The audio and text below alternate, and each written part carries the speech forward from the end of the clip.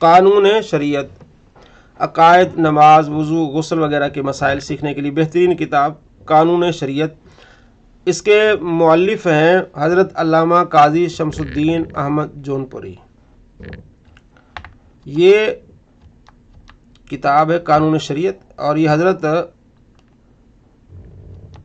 اعلیٰ حضرت رضی اللہ تعالیٰ عنہ کے خلیفہ ہیں۔ یہ تمہید باندھی ہے جو بہت ہی پیاری ہے ہم سب کے لیے۔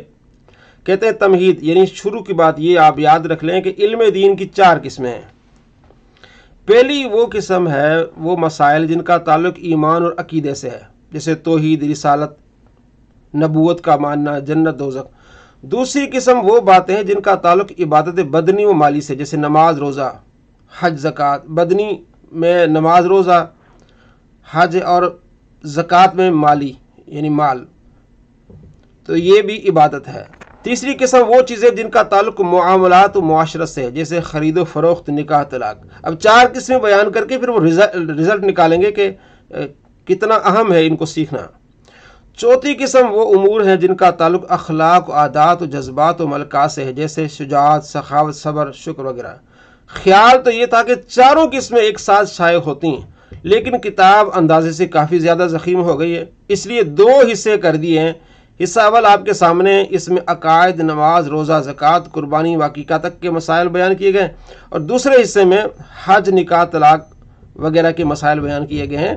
تو یہ 4 قسم، یعنی کہ آگے وہ کہتے تھے اخلاق کے بارے میں میں بھی چاہتا تھا کہ اس پر بھی لکھوں، معاشرت کے بارے میں، خرید و فروخت کے بارے میں لکھوں، لیکن کتاب لمبی ہونے کا خطرہ تھا، اس لیے یعنی 4 قسمیں ہیں علم دین سیکھنے کی۔ یعنی کہ پہلے تو ہمیں لازمی ہے کہ توحید کے بارے میں ہم جانیں، رسالت کے بارے میں ہم جانیں، دوزخ کے بارے میں ہمارا کیا عقیدہ ہونا چاہیے، کیونکہ یہ مومن کا پہلے عقیدوں میں سے ہے کہ آمنت باللہ و ملائکتی و کتبی و رسلی والیوم الآخر والقدر خیر و شر من اللہ تعالی والبعث بعد الموت، یہ جو ہم ایمان مفصل و مجمل پڑھتے ہیں۔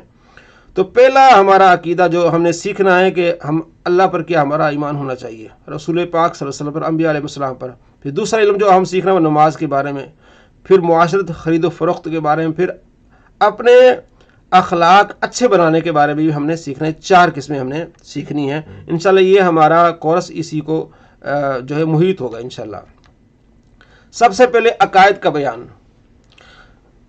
اللہ تعالیٰ کی ذات اور صفات کے بارے میں عقیدہ کیا ہونا چاہیے؟ پہلا عقیدہ اللہ کے بارے میں ہمارا، ہم مسلمان ہیں، اللہ کو مانتے ہیں، ہمارا کیا عقیدہ ہونا چاہیے؟ خدا کی توحید و کمالات۔ نمبر 1 عقیدہ کیا ہے؟ خدا کی توحید و کمالات۔ اللہ عز و جل ایک ہے، پاک، بے مثل، بے عیب، ہر کمال و خوبی کا جامع ہے، کوئی کسی بات میں نہ اس کا شریک، نہ برابر، نہ اس سے بڑھ کر۔ وہ ماں اپنی صفات کمالیہ کے ہمیشہ سے اور ہمیشہ رہے گا۔ ہمیشگی صرف اسی کی ذات و صفات کے لیے ہے، اس کے سوا جو کچھ ہے پہلے نہ تھا، جب اس نے پیدا کیا تب ہوا۔ یعنی اس کے سوا جو کچھ ہے پہلے نہیں تھا، جب اس نے پیدا کیا تو ہوا۔ وہ اپنے آپ ہی آپ ہے، اس کو کسی نے پیدا نہیں کیا، نہ وہ کسی کا باپ، نہ کسی کا بیٹا، نہ اس کے کوئی بیوی، نہ رشتہ دار، سب سے بے نیاز ہے۔ اللہ الصمد، سب سے بے نیاز ہے، وہ کسی بات میں کسی کا محتاج نہیں، اور سب اس کے محتاج۔ روزی دینا، مارنا، جلانا اسی کے اختیار میں ہے۔ وہ سب کا مالک، جو چاہے کرے، اس کے حکم میں کوئی دم نہیں مار سکتا، بالکل بغیر اس کے چاہے ذرہ نہیں ہل سکتا۔ وہ ہر کھلی چھپی ہوئی انہونی کو جانتا ہے، کوئی چیز اس کے علم سے باہر نہیں ہے۔ دنیا جہان، سارے عالم کی ہر چیز اس کی پیدا کی ہوئی ہے۔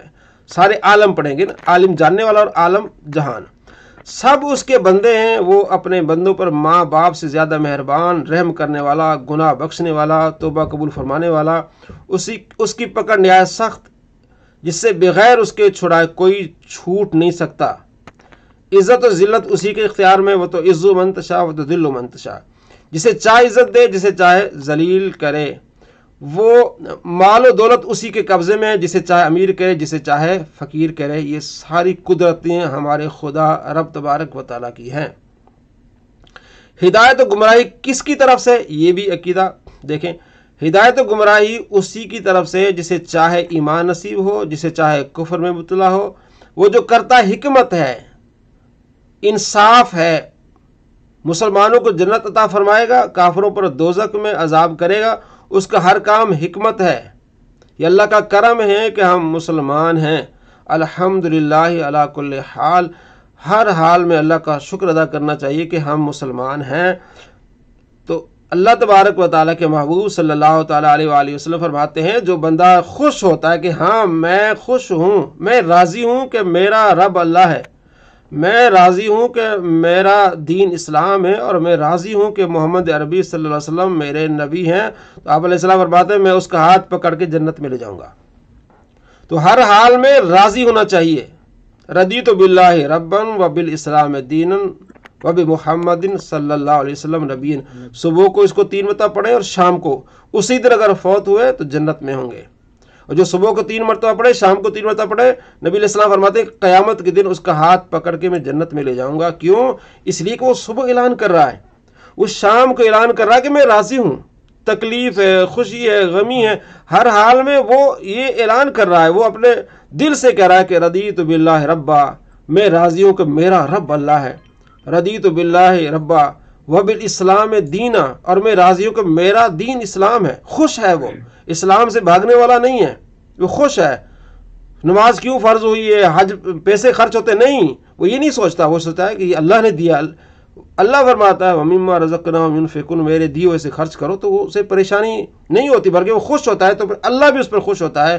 وَبِمُحَمَّدٍ صلی اللہ علیہ وسلم نبی، اور محمد اللہ کی نبی ہے، اس بات پر خوش ہوتا ہے۔ تو صبح اس کو پڑھا کریں، رضیت باللہ ربا وبالاسلام دینا وبمحمد صلی اللہ علیہ وسلم نبیہ۔